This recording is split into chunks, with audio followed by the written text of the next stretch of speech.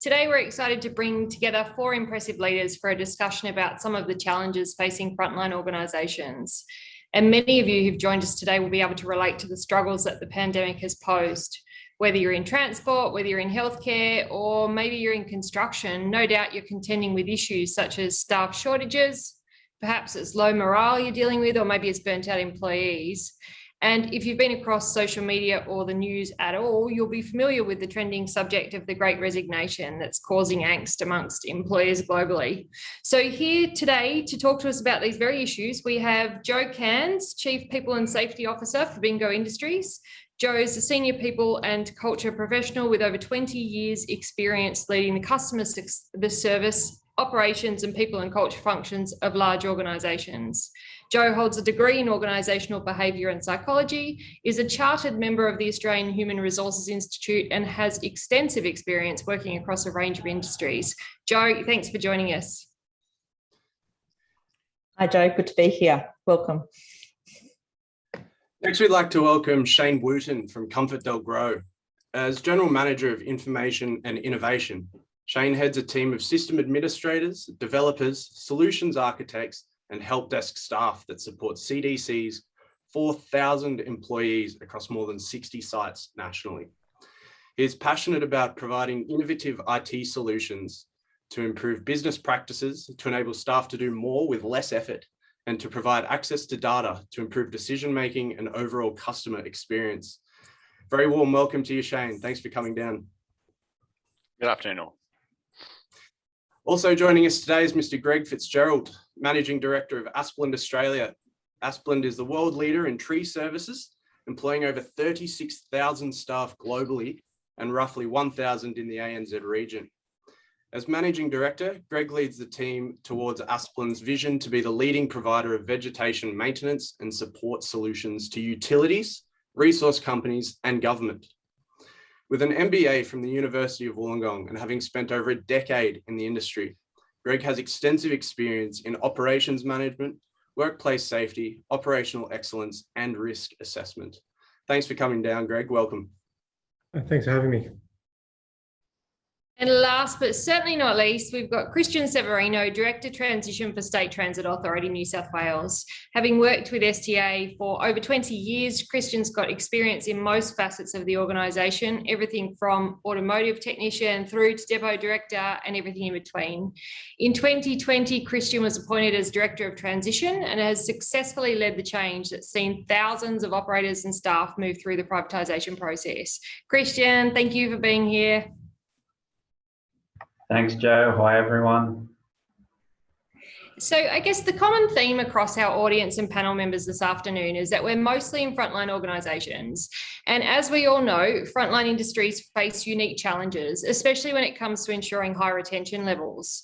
And in today's climate where borders have been closed, limiting those usual staffing channels, coupled with the big quit, where we've seen roughly 19 million people resign from jobs globally in just a few months, the threat to these organisations is very real.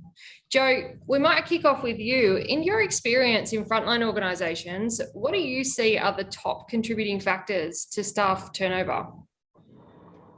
Yeah, thanks, Joe. I mean, we all know, wages and training and job opportunities is one of them. But when I really get down to the foundations of what I think really makes a difference, it's whether people actually feel that they have a voice in an organisation and that they feel heard. And that's great for business. It encourages collaboration. It encourages ideas to come to the table from the people that are actually doing the job. But when people feel silenced, or that they speak up and they're not heard, I think that's one of the big contributors to people leaving regardless of roles. And that the organisation cares. For me, that's another really important one. And how do you show care as an organisation? Again, from across the group of people that work for you, but also at a very individual and personalised level. So for me, if you don't get those two things right, the other things do matter. But if you get those two things right, you have actually a chance to fix the other things before they actually cause turnover. And probably the third one for me on that is just your frontline leadership capability. For me, they're the people from a leadership perspective that have the loudest voice in your organisation. So as an executive, it's my responsibility to set the tone from the top. set that, you know, make sure our leaders are aligned, drive that clarity and alignment. But at the end of the day, it's that conversation that happens at the frontline leader level. It's the standard that frontline leader sets. And it's whether they address the issues or not in the moment that really makes the decision for that individual. So yeah, feeling heard and having a voice, people feel that they're being cared for as a human and an individual, and also that the frontline leaders and the decisions and actions that they take every day.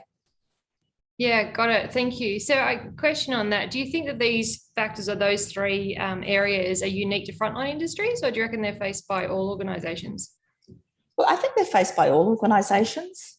For me, where in particular that frontline leader piece that's really important, most of the organisations, in fact, all the organisations I've ever worked for are very geographically dispersed, highly mobile, workforces. I've got truck drivers and service technicians and maintenance crews out. So we don't have just one job site. You know, we have hundreds and thousands of job sites every day, because one of my drivers, if I think about us here at Bingo, could be at 5 or 6 different customer sites every day. So, you know, being able to having those things front and centre, I think is really important when you are working a geographically dispersed organisation. Yeah, look, and I think probably everyone in the audience can relate to that with very similar industries and seeing the attendees and who's around. So I appreciate that. Greg, I guess to add to that, look, Asplund have a big focus on improving culture and increasing engagement, really with a view to reducing turnover and improving safety metrics. For you, what are the biggest hurdles that you face in today's environment, and what are you doing to kind of keep staff engaged in that regard? Yeah, thanks, Jack. For us, I suppose the engagement process started from a safety risk that we're having. We have some world-class systems in place. Everyone's got all the great reporting. We've got good safe work method statements. We're ISO accredited, yet we're still having accidents all across Australia. And a lot of those accidents were repeat events where we put out information, we put out training, and then we come up with a result where if we had a message went out in Ballarat and another one went out in Cairns, it could be the exact same toolbox talk, but it was 2 different messages. And the level of engagement from staff, if you talk to them in some areas, they remembered every single part of that talk and what they needed to remember. And others went, yeah, I think I was there. And so for us, it became about, well, how do we get them engaged and how do we get that consistent message across? And that's where we actually brought Blink in, to be honest, to make sure we got the one message across every depot across Australia and New Zealand to make sure it's consistent. And to make sure we can share things really, really quickly. People aren't hearing about anything a week later or 2 weeks later. They get it that day or the next day when we've had some time to think about it, put in place a couple steps and some reminders, and just put out some short, sharp videos as well.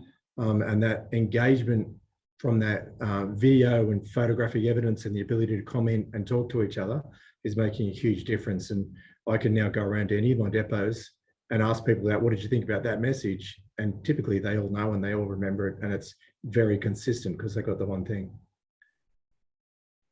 Yeah, interesting. No, it's interesting to see that sort of the patterns forming there where engagement seems to be sort of directly correlated with really working from the best interests of your front line. I know, Christian, one of the areas that STA successfully focuses on is increasing staff morale through communication and transparency. This tends to result in lower turnover rates. How hard would you say it was to keep people informed and engaged during the pandemic, and how did you combat that? Oh, look, we were probably lucky with some of the timing of the pandemic and when we'd actually rolled out Blink. So we'd only rolled it out just before the pandemic had begun. So we were ahead of the curve in having a way to access our people, no matter whether they were at work or at home. And I guess 2020 was vastly different to 2021 in what we experienced in our area. For 2020, we had to maintain a full timetable across the year. So even though there wasn't many people on the public transport network, we were contracted to provide full service levels, and that meant everyone had to be at work and all hands on deck. The challenges with that was probably getting key information out to people in real time. Obviously, there was health orders being made, every week, every couple of days, and then there was other factors from Transport for New South Wales and other authorities that we had to quickly shift and push out information on what those restrictions meant and what procedures needed to be out there for our front line and even for the back office. So for 2020, it was all about having a platform available to get things out quickly, and Blink certainly did that for us. So it was great that we had that opportunity. Prior to having Blink, we would normally only be able to get information out to staff when they're in the depot. So notice boards, sending out letters, putting journal attachments on their daily work schedule and things like that. So having a platform available to push things out in real time was certainly a bonus for us. And when we moved into this year, we thought, oh, everything would go back to normal, and it was totally different. It was turned on its head to the point where we were running a weekend timetable service during the week, and we had up to 500 employees a day sitting at home on standby. Now, the challenge with that is that most, if not all of those frontline employees that were sitting at home don't have access to our corporate email systems or our IT systems. So again, having another option for them through the Blink platform was a game changer for us. So we could continue to communicate with them, and we could continue to do some other things that were meaningful. So we were pushing out things like online training packages and other key information on COVID and keeping people informed as to what was going on in the workplace and keeping them motivated. So for us, our turnover rates actually dropped. So I know many industries have seen huge struggles with keeping people employed and particularly in service industries. But for us, it had the opposite effect. So we went into COVID sitting on about a 10 to 15% turnover rate, and that went as low as about 2%. So I think job security was key, and also I think the morale of many of our frontline workers was boosted because public transport was championed as an essential service through the pandemic. So it gave a lot of people a sense of purpose, and it was a positive overall. I think for many of our frontline people, they felt like they'd done something for the community, and they certainly did a big job for the city of Sydney. Yeah, absolutely, absolutely. Thanks, by the way, for the little plug there, Christian and Greg. I suppose if not for COVID, do you think those challenges are still present, or do you think COVID sort of just brought them to the floor? Would you say the pandemic caused those challenges, or? Oh, look, we've had challenges for many years. It's not just COVID. I think there's all sorts of things that come to mind, but I think having a transparent approach and being able to communicate to your frontline and your staff is a major issue that many companies face.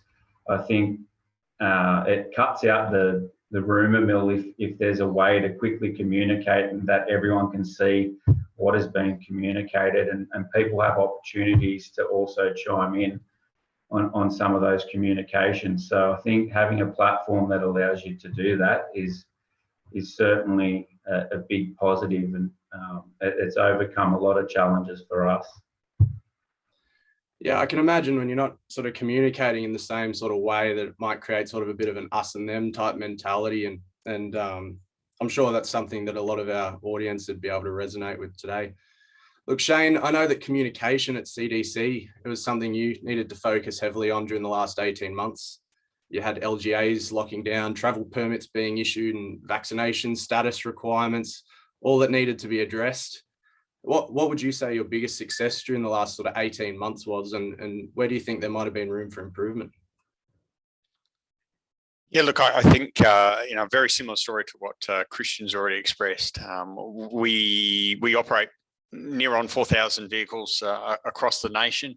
But we've got a heavy presence in Sydney, where obviously there was some significant lockdowns, as well as Melbourne.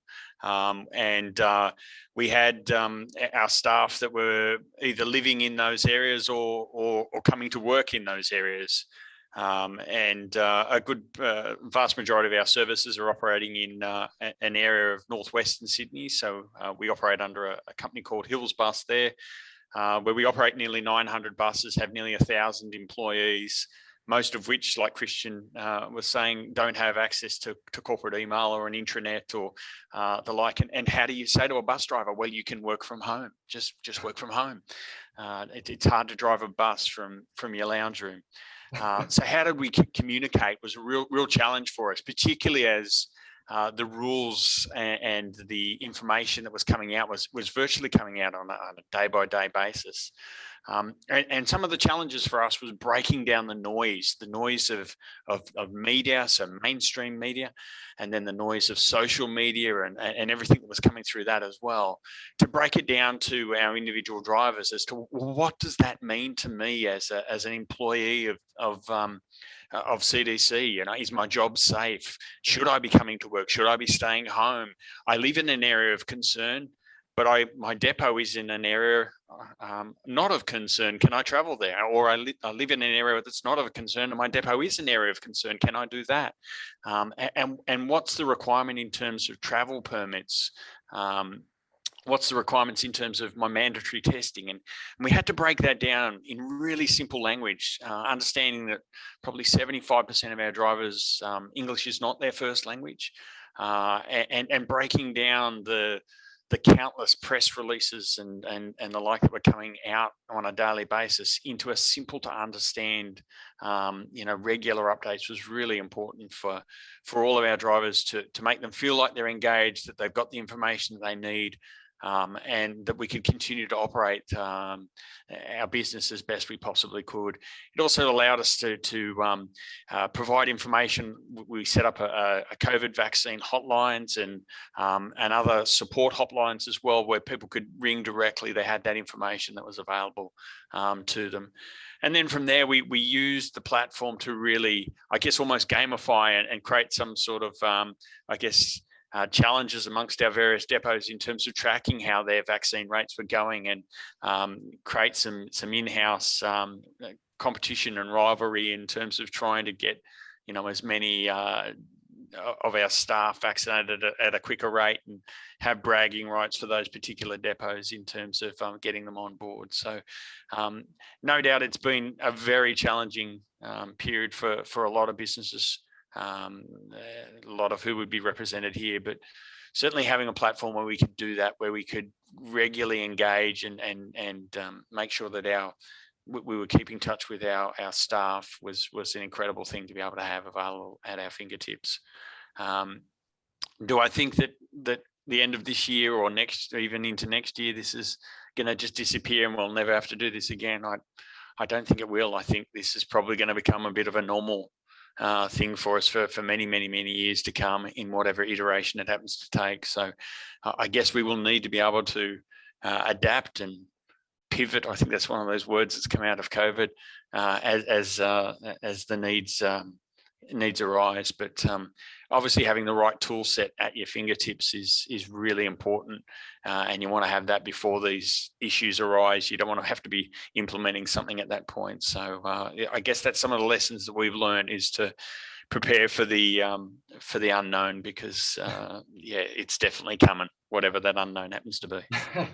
Yeah, absolutely. The point about sort of it's never really quite going to go back to exactly how it was. It's true. And I mean, it was Aristotle that said that something only has the potential to happen if it's already happened in the past. So we can't go on just expecting this sort of thing to be a one-off event. Now I'm going to throw you the same follow-up question, Shane. Do you reckon the pandemic sort of highlighted challenges, or do you think it actually caused a few of them as well? Look, it certainly highlighted areas where we did need to strengthen, and areas that we did need to account for. If you'd asked any of us in this room, 2 years ago, hey, you're all going to be told you've got to work from home, and it's going to be a requirement, and there are going to be police in the street and armies in the street. You know, all of us would have just thought it was a joke, that it was something out of a science fiction film. But it happened. It was the reality of what we faced, and you know, I think it shows very well that you've got to plan for the unexpected. You've got to be prepared for that. Yes, it did expose a number of things. It did expose a number of those challenges. But as Christian said, it also provided a great opportunity to celebrate some real great wins along the way, and to you know, I guess, get some changes in mentality to understand that we can operate a business where staff are working from home or from you know, lockdown areas or the like. So there certainly was some real wins and things that we could celebrate that came out of it, as well as some challenges and things that we would look to improve. Shane, there was just a question from one of the audience participants around, you were talking about communication going out to your frontline and whether they engaged with that. Did you have any visibility of whether they did engage with that communication? Yeah, we certainly did. So, you know, certainly there's a lot of opportunity for staff to comment and chat on various postings that we were making. We also had a number of mandatory reads that we pushed out to staff to ensure that they were across what was happening, and then we could follow those up that hadn't done that. We engaged in terms of some webinars and the like that we also put on, so that staff could, within the app, they could click on a link that would take them to a webinar, and they could get an update from the CEO and from our senior leadership team. So we could see that level of engagement of people asking questions online and having a response coming to them, you know, almost instantaneously, gave us a really good feel of just who was active and who was seeing what was going on. And we certainly saw a big uptake of Blink's usage during the pandemic, because staff, I think before the pandemic, kind of saw it as a nice to have, but didn't really see the real benefit. And then once they were, I guess, semi-isolated from us, it became really the only way that they could tap in and get that sense of communications and contributing to what was going on in the business. So yeah, it was tremendous to see the level of uptake that came as a result of that. Yeah, awesome. Thanks for sharing. Joe, I guess, you know, we're talking about what COVID did, or the pandemic did affect, and what it didn't. One thing that's for sure is that it's affected this staff shortage issue. I guess in terms of what you're facing, it's something we're all facing right now, but can you give us a flavour of how it's playing out at Bingo, the staff shortage, and what challenges it posed, and what kind of repercussions there are? Yeah, so one of the great things that's happening at Bingo at the moment, and I apologise if you can hear in the background, so I'm on site today, but we're in the middle of commissioning a world-class recycling facility out at Eastern Creek. And this is technology that's not seen anywhere else in the world, and it is going to increase our ability to recycle products, you know, 3- or 4-fold. So we've got a big challenge in the fact that we're resourcing up to grow. And, you know, so to try and find operators and drivers, because the more we can recycle at this end, the more throughput we can take in our transfer stations. So it has a flow and a check throughout our entire supply chain. So our ability to find people who are qualified, or people who are unqualified that we can train up, is absolutely business critical to us. And at the moment, you know, our ability to go live operationally with a facility in January is now singly and wholly dependent on resource planning, and whether or not we can actually get the people in. That's our frontline teams right up to you know, qualified leaders who can actually lead a facility of this size. So it's a big challenge for us at the moment. Like some of the other people have alluded to, our turnover slowed down during COVID, but we are being prepared to see more people perhaps leave as part of the Great Resignation. So yeah, it's a big challenge for us at the moment, retaining and then also attracting new people to grow. And so I guess off the back of that, so what are the strategies? Can you share some nuggets of wisdom about what you're doing to retain staff or ensure that you are an employer of choice? Yeah, not sure they're words of wisdom, but I'll tell you what we're doing. One of the areas that we're really focusing on is internal training So in my team, I have, responsibility for leadership development as well as technical training. So we've put a huge amount of investment in our technical training team, put in new and also new capability models so that we can bring people in unskilled and how we train them through the capability models. And then against that, we've put new REM structures in. So we've significantly overhauled both our capability structures and our remuneration models against that in the last few months. Firstly, to retain our existing people. So a massive job in transitioning everybody into those new structures, but then also to try and be a lot more competitive in the market to attract people in. And then we're now also focusing on our leaders. One of the big challenges that we have is because we're so resource poor, a lot of our leaders are people who have grown up through the business. So they actually have the technical skills to be able to do the job. So we're constantly finding them actually, walking around plant with a harness on, about to go and do some technical job. And we actually have to create space for our leaders to lead, because they're key as well. If you're bringing people in, we need to build up their experience in the plant, give them the technical training, and then just give them the ongoing coaching and support. So big focus on training, giving people some aspiration so they can progress through the model, and then also just making sure our leaders are have actually got the space to lead and the capability to lead. For me, it always just comes back to leadership. It's just so important. And then, we're doing a lot of the nice things around employer choice. We're focusing on wellbeing. We've just launched a big new wellbeing program, focusing absolutely communication and that connection piece that I spoke to before.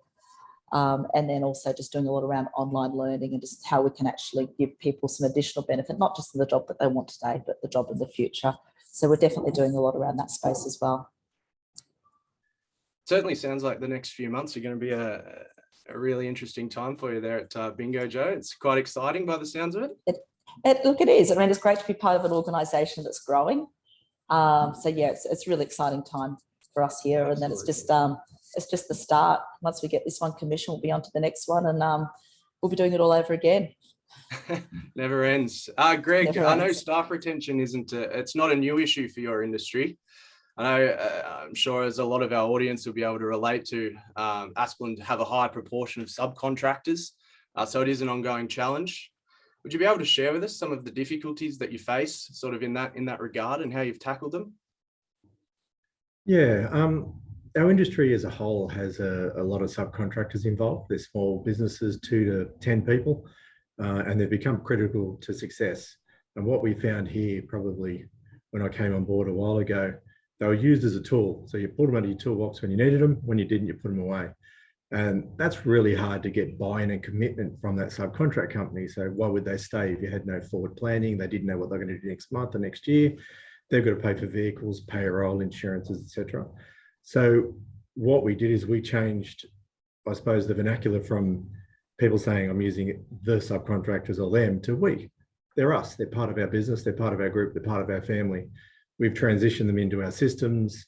They use our safety systems. They all got Blink, to be honest, as plug number 2.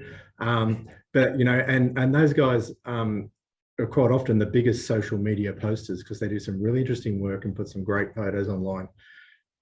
We've got some online training programs. So we've given them access to those mental health programs. We work with them to see what sort of workload they have next month, the month after, next year, and we can give them really long-term plans, and we can talk to them about them assisting us in growing as well. If they've got the capacity to grow by 1 or 2 people, that'll really help us. And if we've got 30 or 40 subcontractors and grow by 1 or 2 people, I just gained 80, 100 staff. So what we did was just brought them into the family, and we treat them as an employee. And we're finding that we're getting really good retention of those subcontractors. They're not leaving us to go elsewhere. And we're finding that we're actually being approached by other contractors in the market nowadays to come across, because we can give them that level of, I suppose, consistency and a bit of work planning, and also a little bit more fair in the way they're managed and treated every day. They're all our children, aren't they? Whether they're yours or someone else's, we love them the same. Yeah, I love that you bring them into the family. I don't know about my children sometimes, but yeah, I hear you what you're doing in the business. And thanks for plug number 2. Listen, I think we could talk. Plenty more. Good. We'll record those. We could talk all day. I've got questions that we haven't yet got to, but I am aware of time, and we wanted to leave a couple of minutes for questions. So we will conclude.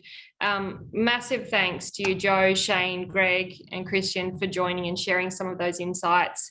We're really appreciative. So thanks for giving up your time for us today. And we're going to hand back to Ranga and Ev. If you've got some questions from the floor, bring them on. Super. So myself and Ranga have been answering just on the sidelines here some of the questions that have been asked. And there's a few that I want to answer, but feel free to pop them in as well. And we will answer them now on air, or we will follow up after. So one question was asked, how do I sign up for a Blink trial? So we're going to pop into the chat box just the demo link, and our team can bring you through a demo and set you up with the trial. Ranga, do you have any questions from a kind of technical perspective there? Yeah, there is. So there's a question from Sean. The question is, am I correct in thinking that Blink identity would be used in place of something like Okta or Auth0, or would it work alongside? The answer to that is both. So Blink can act as the identity provider. For instance, if Okta or Auth0 is cost prohibitive and you're not able to roll it out for all your employees, Blink can certainly act as the identity provider.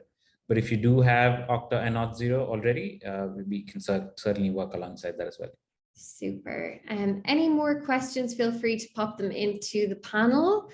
Into the Q&A panel. I know we've got one just in relation to Reward Gateway. So we've got someone online who has Reward Gateway and they are looking to get it into their Blink instance. So we went over the application marketplace. So what you can do is you can actually go into the application marketplace, and there is a button beside Reward Gateway and it says contact us, and all you have to do is click that and our team will look after you. Looks like that's the end of the questions, unless anyone else wants to pop them in and we can answer them live.